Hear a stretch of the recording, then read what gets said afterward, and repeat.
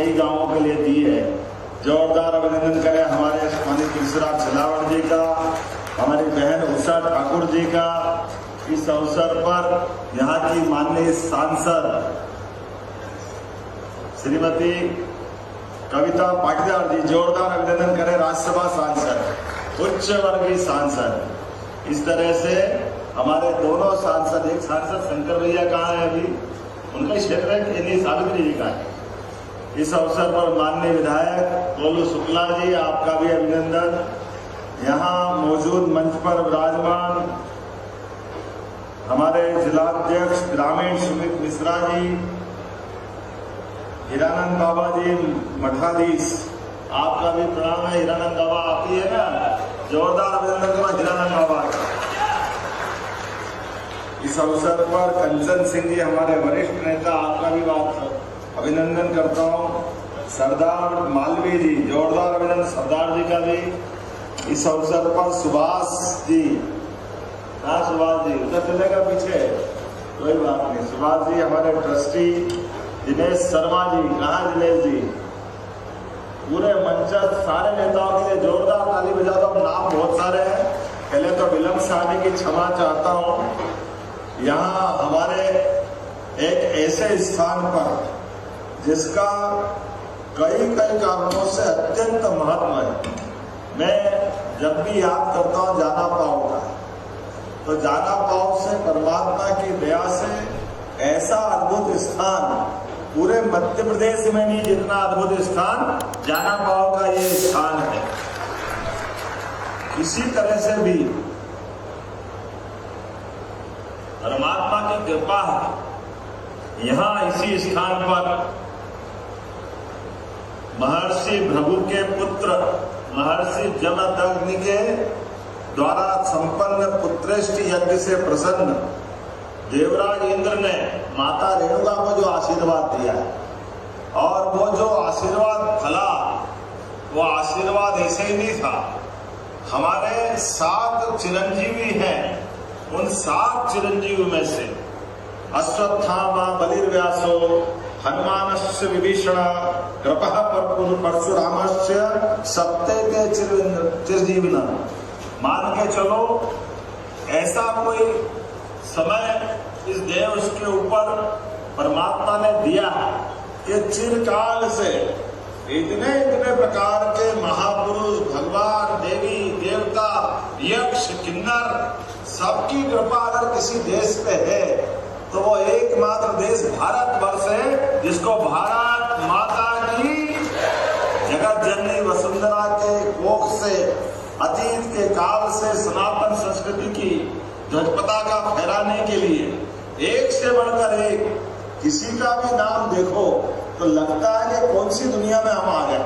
अब अगर भगवान परशुराम जी की बात करें तो ये ऐसे हमारे देवता हैं जिनका भगवान राम के काल में भी शिव धनुष के माध्यम से महापहचान दिखाई देती है। भगवान राम ने शिव धनुष को भंग करके माता सीता का वर्ण किया, लेकिन धनुष के माध्यम से हमारी अपनी शक्ति का परिचय परशुराम जी से जुड़ता है। हम सब जानते हैं परशुराम जी ने क्रोध भी किया और लक्ष्मण को सावधान भी किया, लेकिन प्रभु राम पे आशीर्वाद भी लुटाया। ये हमारे वो परशुराम जी हैं जो हमारे अपने कई रूपों में कई कारणों से सदैव अन्याय के खिलाफ, अधर्म के खिलाफ अपनी लड़ाई किया भी कैसी।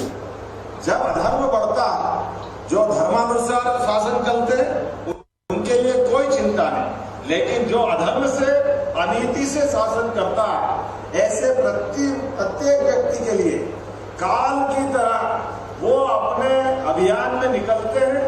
पूरी पृथ्वी को एक बार नहीं, 2 बार नहीं, कोई 13 बार बताता, कोई 21 बार बताता, लेकिन हर बार धर्म की स्थापना के लिए, अधर्म के खिलाफ लड़ाई लड़ने का।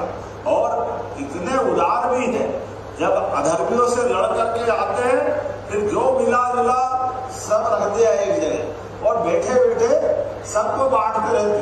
जो भी आया है सारा का सारा लुटा दिया इस अपने सनातन संस्कृति की उस भावना के आधार पे कि आपने इस संसार के अंदर कोई अपनी पृथ्वी माता के ऊपर इन व्यवस्थाओं के लिए कोई अभावग्रस्त नहीं होना चाहिए, कोई किसी कारण से कष्ट भी नहीं होना चाहिए।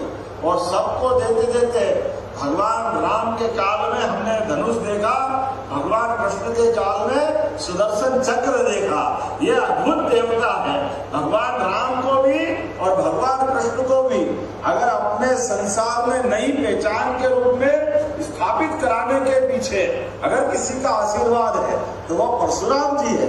जोरदार अभिनंदन करें अपने परशुराम जी का।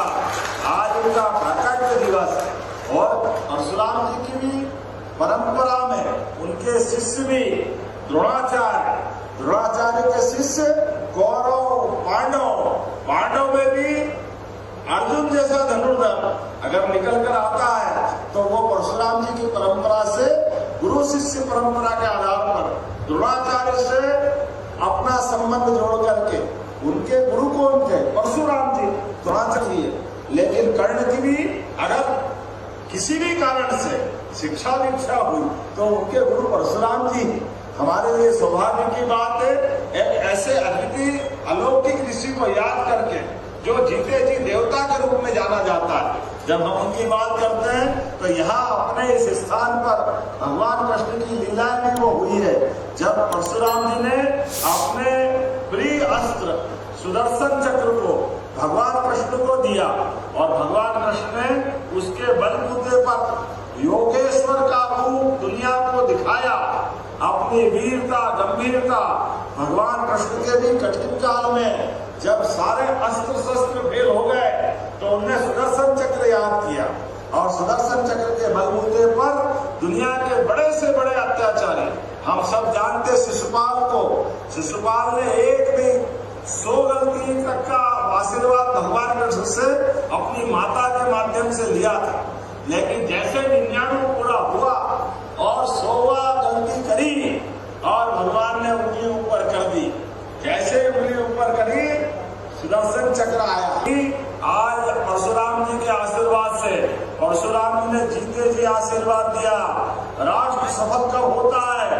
जब शक्ति का अनुसंधान करना होता है। सत्य पर अपनी देश की सीमाओं के ऊपर जो कुछ कुकुरमुनी यहाँ की व्यवस्था यशस्वी प्रधानमंत्री के गणतांत्रिक व्यवस्था में लोकतांत्रिक व्यवस्था ने जिस बात को लेकर बलिदान दिया हम आज अपनी आंखों से देखते हैं। धारा 370 क्या हटी, पूरा कश्मीर राष्ट्रवादी विचार में शामिल हो गया। कश्मीर की विधानसभा में पाकिस्तान के खिलाफ कौन सा दल पक्ष का विपक्ष का बीच का सब पाकिस्तान को गाली बक रहा है। ये कारण क्या है?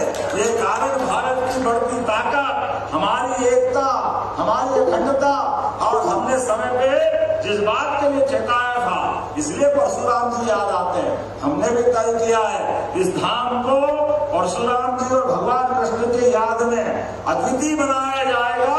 जो यहाँ के लोग चाहेंगे वो सब कुछ करेंगे। सरकार कोई किसी बात की कमी नहीं आने देगी, जो पैसे लगेंगे।